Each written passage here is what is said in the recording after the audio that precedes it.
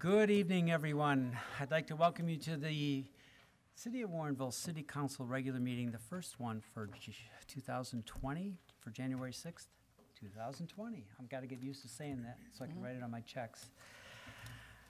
Could I have a roll call, please? Alderman Ashour. Here. Alderman Berry. Here. Alderman Bevere. Here. Alderman Davalos is excused. Alderman Goodman. Here. Alderman Kreschel. Here. Alderman Widener. Here. Alderman Wilson. Here. Thank you, Emily. Would you please stand as you're able and join me for the Pledge of Allegiance?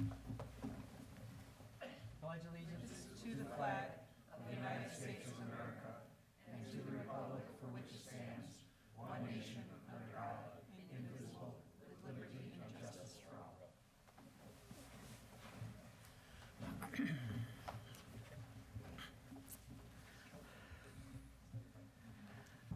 I think this is a good omen for the year for Warrenville. We have a presentation from Culver's this evening, are coming to Warrenville. That's pretty exciting for us. So who wants to come up and do the honors this evening of letting the community know what to expect?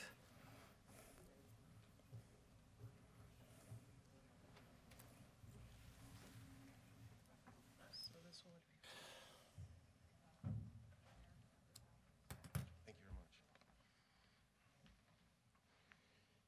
very much. Excuse me. And it helps if you take the microphone out and hold it close.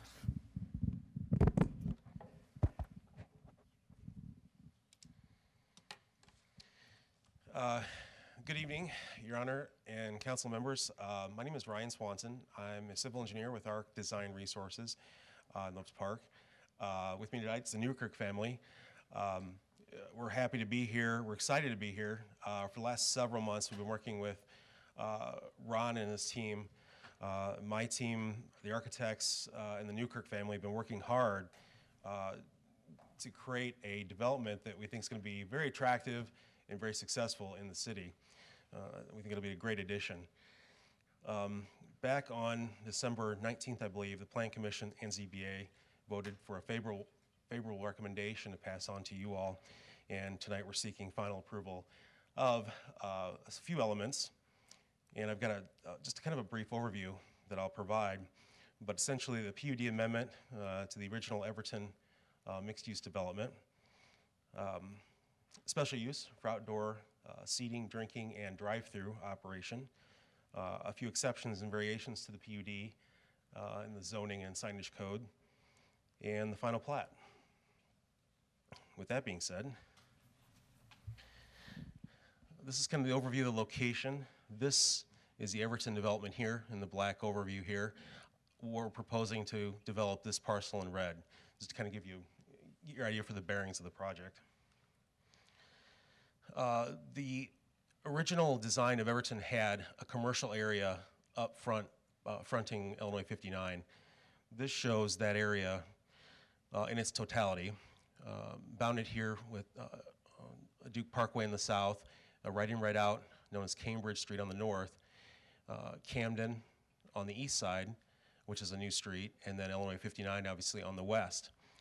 We're proposing to develop this, subdivide this parcel, and Culver's will be on the north parcel here, 1.8 acres, leaving 2.34 acres for future commercial development.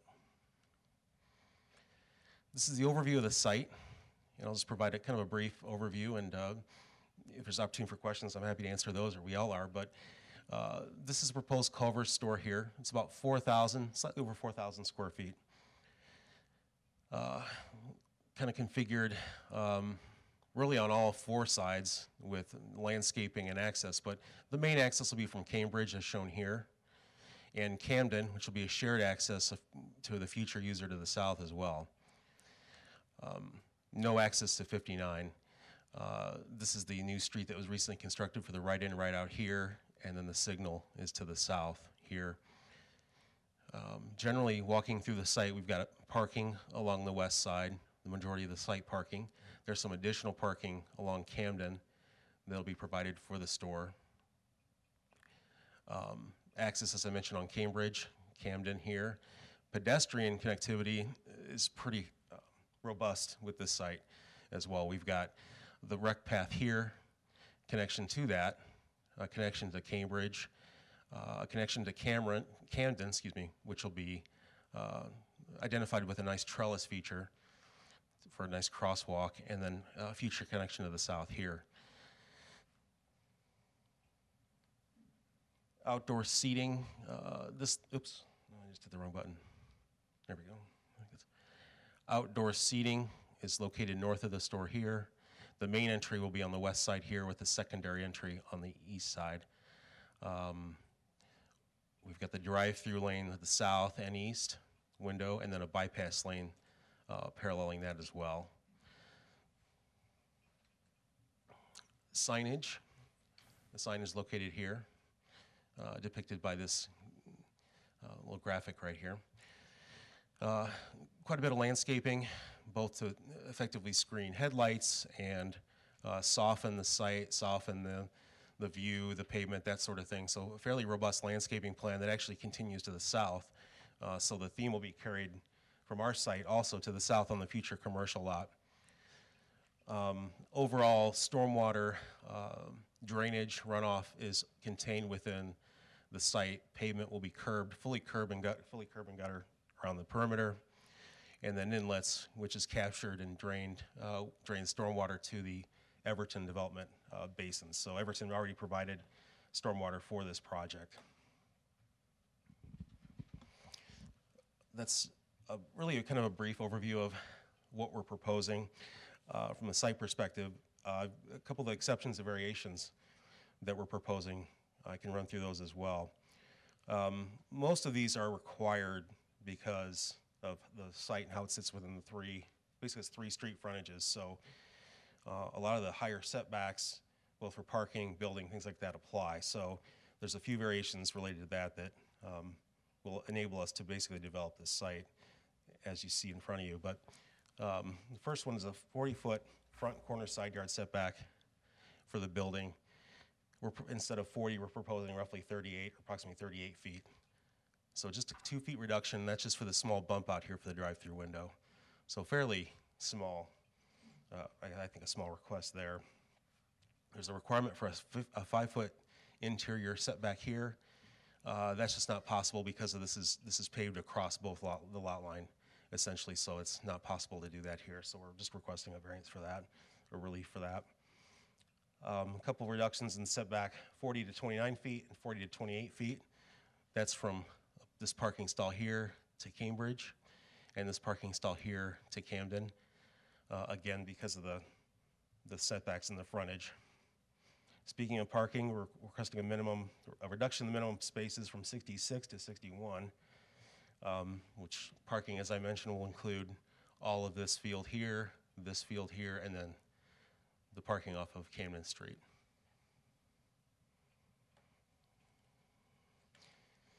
There's one item regarding driveway. We've got a slightly wider driveway here from 36 max to a proposed 38.8 feet.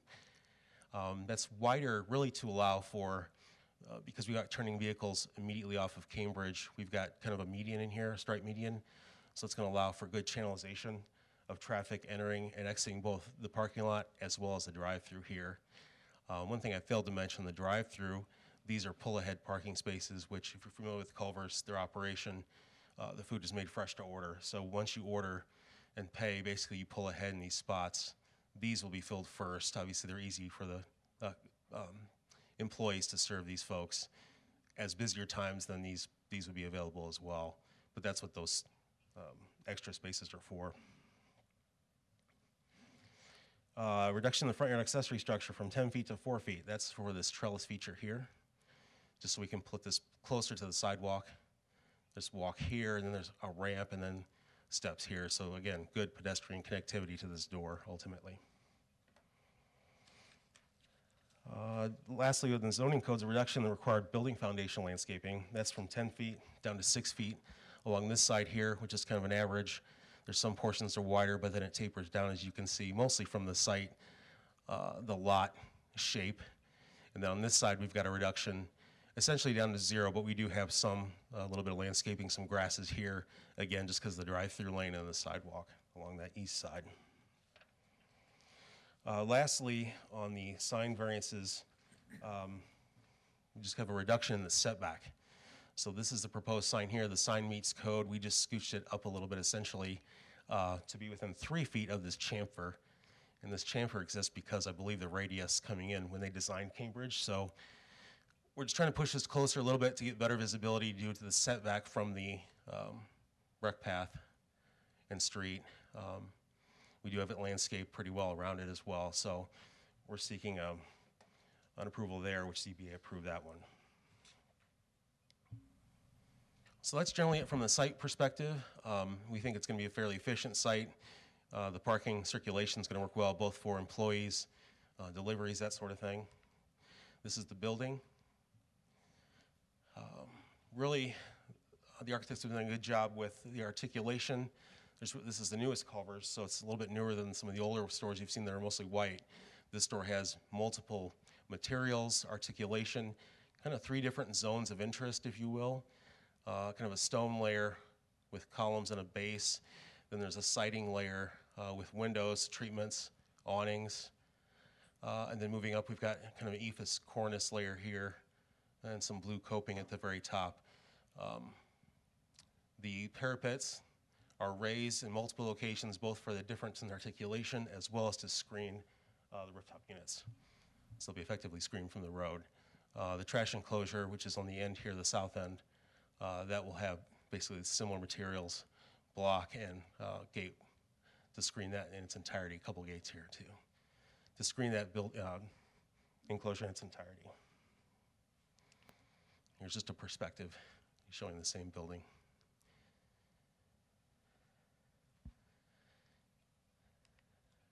And that's all I have. You have anything, or have to answer your questions, or whatever it's appropriate? Okay, assuming approval, what's your time frame? Essentially, and these guys can speak more too, but we need to work through our final permitting for the building and site, and ideally, probably early spring start, pending weather. Yeah, and it's 120 days from ground. So it's about 120 days from ground break to open the restaurant typically, if the weather holds and things like that. So pending approval and final zoning and everything, we would break ground or as soon as the ground thaws and get going and try to get it up and running as soon as possible. Okay, good. Any other questions from the council? Alderman Widener? Yeah, there was a comment in the approvals that I think the Plan Commission brought up. I think it was Commissioner Cosgrove about investigating solar, and I just wondered if you had moved ahead with that in any shape or form, and what the status is of investigating solar. We had a basically study done, and right now it's basically internally under consideration. So the study's been completed. Whether they decide to move it forward with it or not, I'm not sure at this point, but it's being considered. At what point will the consideration be finished and you'll make a determination? I would assume probably through the final plan production for the building itself. Mm-hmm. And then you had mentioned that there was a parking reduction. None of those reduced well, there was one space reduced, right, on the parking? You said from 61 to 60, I believe? Yeah, the total required is 66, and we're proposing 61. Okay, was there any reduction in the number of handicap accessible spaces in that? No, we're still meeting code with that. Okay, and you are fully handicap accessible as a restaurant? Oh, yes. Okay. This sidewalk's all flush with the pavement through here, so folks can walk right in without a step or ramps. And Also a ramp on the east side from Camden Street. There's a ramp that comes up, right there. Mm-hmm. Yeah, you need to use the Okay. mic, or no one will hear you at home. all right. And then, you mentioned the walking path or the pedestrian bike path. Is there any signage on site that benefits pedestrians and people that are trying to get from the path over, across the lanes of traffic into the restaurant? Is it all geared for vehicle movement? Every crosswalk, and it's not depicted well with the color scheme here, but every crosswalk will be concrete. So the sidewalks are concrete, the crosswalks will be striped and concrete, so they'll differentiate between that and the asphalt pavement. So for example, there's a couple here, they're striped, kind of a standard. This is striped, this is kind of a raised speed hump, if you will, as he mentioned. And then this one here, They'll all be concrete, basically matching the sidewalk ramps or the approaches to them, so you'll know it's a continuation of that walk. Okay. And then with the pedestrian bicycle movements off that path, I just wonder whether or not you're going to be able to adjust the landscaping if you find that people are cutting in at the corner and not at the designated crossing site in the middle of the parking lot. I can see people being in a hurry to get to their cement shake or whatever and cutting across, you know, to that area. And I just wondered if there's a potential for adjustment with the landscaping if you find that to be occurring. Because I know sometimes when you lay out a landscaping plan, the pedestrians make their own route, and you know, out of habit. So, Yeah, that's something we could watch. Obviously, the landscape will be maintained, I don't know, pretty frequently. So if we have that situation where it's like a path starts to form, we can take a look at it then and see what we can redo, Okay. revise. And then, is there an accommodation for semis or vehicles pulling trailers? How will they negotiate the site? Where will they park?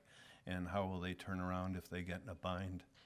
The site's not really a truck stop, so in terms of customers with trucks, I would think they would park on the streets possibly. We know that delivery trucks as well as fire trucks can make their way in here, can circulate, and then exit here. So we know this flow works, you know, very well. Obviously, if there's truckers or folks driving trucks, there's not a lot of space for that just because of the landscaping, the islands, things like that. But you know, we know the bigger trucks can traverse the site. Excuse me, I'm thinking of landscaping vehicles too that often have a pickup truck with a trailer behind you with no pull-through spots. I could see it being very difficult for a crew of people who are trying to get to Culver's for their lunchtime to be able to negotiate with any kind of truck and trailer. Yeah, that's possible. Your code requires so much landscaping islands per every, so many spaces. So, it's going to lend itself to, if there's, I guess there's areas down here, some of the big areas, again, on the street perhaps, on Camden, perhaps even down here before this, depending on what goes into this future lot here. That could vary, but it's, we're subject to code. I'm Marcia Newkirk. We have the Culvers in Sugar Grove, and what we request of our landscaping service is that they're there before hours. So we don't open until, No, I'm talking Customers. about customers that might have trailers. said something about landscape. Well, that would be an landscape example of the company. type of Okay. customer that might have a truck I and a see it. trailer. Okay, all right. And it just seems like, I've been in a number of Culvers, and a lot of times they have pull-through situations, so that if you do come in with a truck and trailer, you're able to pull through those spots and you wouldn't get jammed up into the parking area. And it just seems like it'd be very difficult to negotiate that if you were driving a truck with a trailer. Yeah, I would say a lot of those folks would use Camden. Obviously, there's good access here, and then the signal. The site's just not conducive, not large enough to have those large pull-through spaces. That's the bottom line. Okay. Then I guess I'd raise a question with staff whether or not Camden and Cambridge is appropriate for those kinds of parking situations, and how, to what degree. Yeah, I think the construction of Camden will be city standard street construction, and it should easily accommodate those types of vehicles. And the parallel parking spaces on the east side of Camden would be the most logical place for any of those types of small trucks and trailers to park, because they could pull in and pull out and just take up multiple spaces. And those spaces on the east side of Camden are not anticipated to be spaces that would be needed or necessary from a regular parking standpoint to satisfy the parking needs of the Culver's restaurant. Okay. Thank you. And then I just wondered too whether, like many of the other businesses that are in Warrenville, Target and things like that, they have different outlets or different ways of supporting some of the nonprofit units that operate in Warrenville. I just wonder if Culver's operates as a company with any kind of donation program or supporting softball teams and becoming involved in the community. So we do a lot of sponsorship, and we do share nights where we bring organizations in, and usually our standard procedure is to donate 10% of the proceeds from a given dinner time period towards a non-for-profit organization. And so we've done a number of those in Sugar Grove and are active in the community that way, as well as we've sponsored the schools, local schools, been on T-shirts and stuff for the sports teams and baseball teams and things like that. Okay, great. So we intend to continue that here. Thank you for your involvement with that. Well, and we'll immediately be a member of the chamber. We were in Sugar Grove even before we opened the doors. So.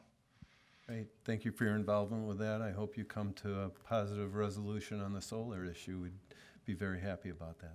Thank you. Alderman Goodman?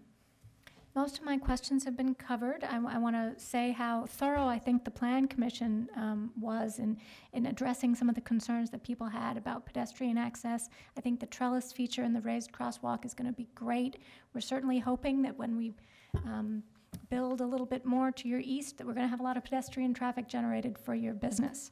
But I think the main thing that I want to say is how excited the people I've spoken to are about you coming to Warrenville. Having a Culver's in town is going to be wonderful. So good luck to you and welcome. Thank you.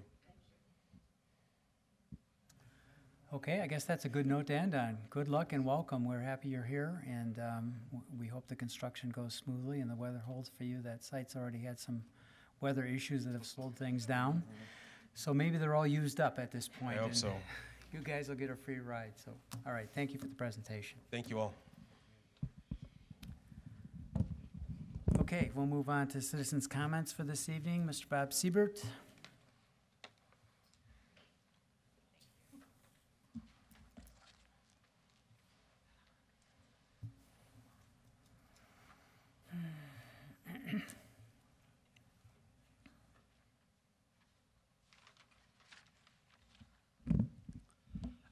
Bob Siebert, Albright Court. This is a TIF 3, 90-year-old house, residential, for the 2019 and 2018 tax bills. 2019, this 90-year-old house paid $515 in TIF tax. In 2018, this house paid $294. From 2018 to 2019, a 75% increase in TIF tax. Now we're in 2020. What will the increase be in 2020? 5%, 10%, or more than 20%? In order to plan and budget for the next fiscal year, you have to have this information. It's your revenue. So will it be 5, 10, or more than 10? It will be between 28 and 35% in 2020. This will vary per individual parcel due to the dollar base of each parcel and timing. We can make one basic assumption and statement about the TIFs, specifically TIF 3 and 4, where there is a large number of residential property. The tax cap does not function within a TIF district. The evidence here is that from 2018 to 2019, the total tax bill on this property increased by $131, while the TIF tax increased by $222.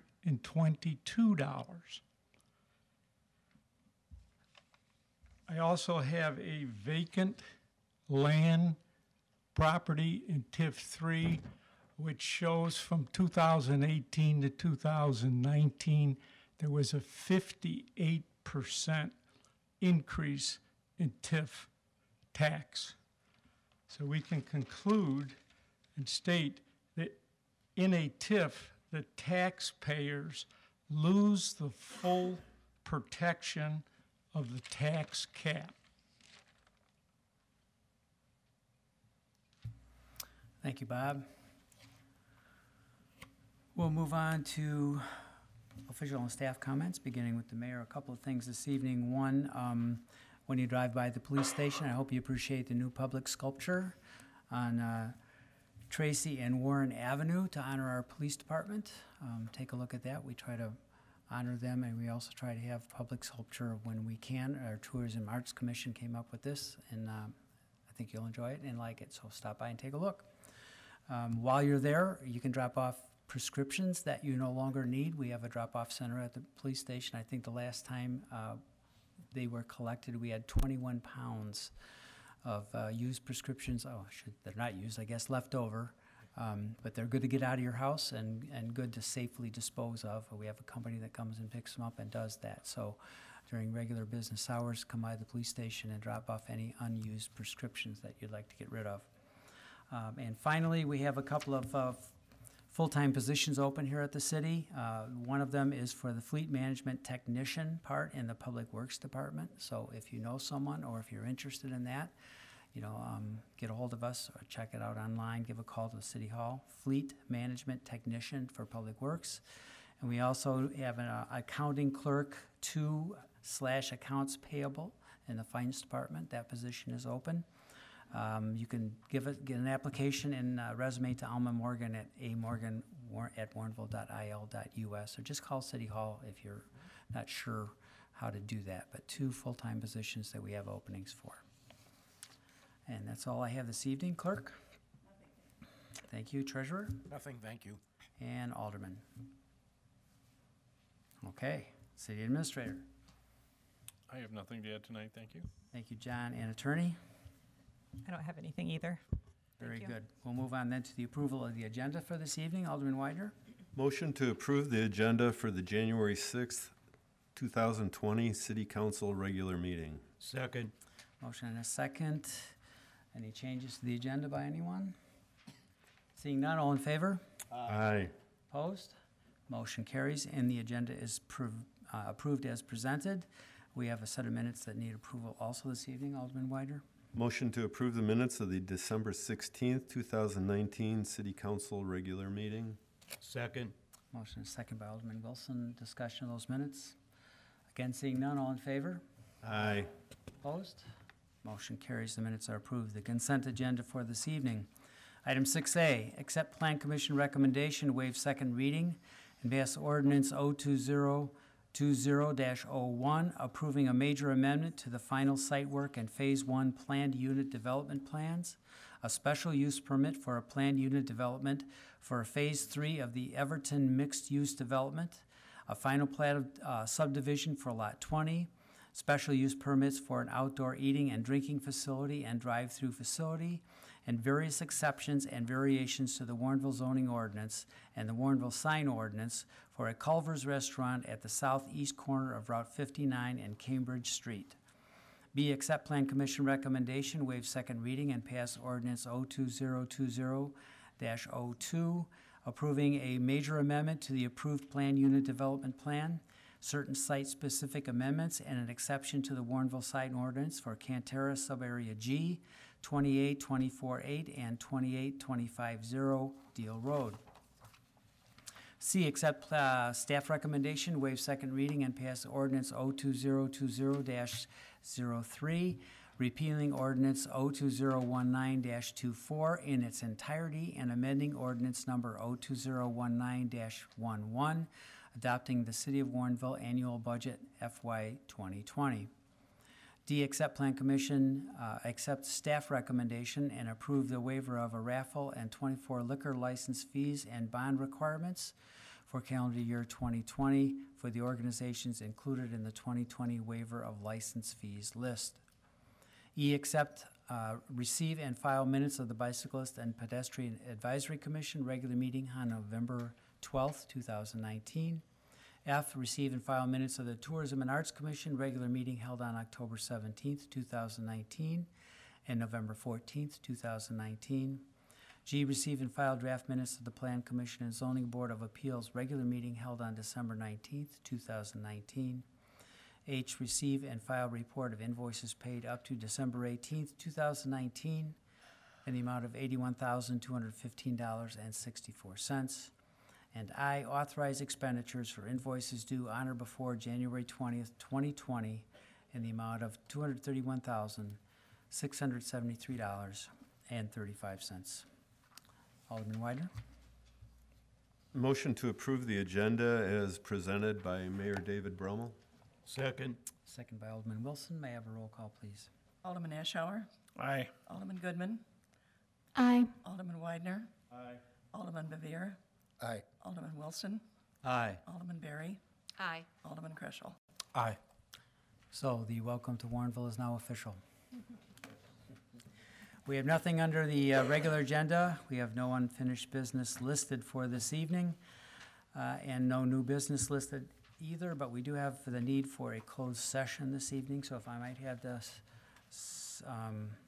motion, please. Alderman Berry?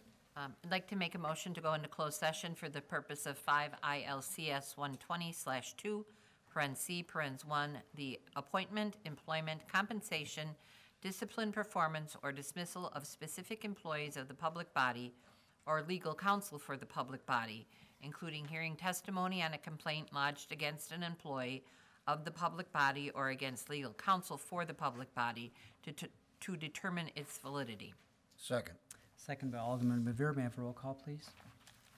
Alderman Berry, Aye. Alderman Goodman, Aye. Alderman Weidner, Aye.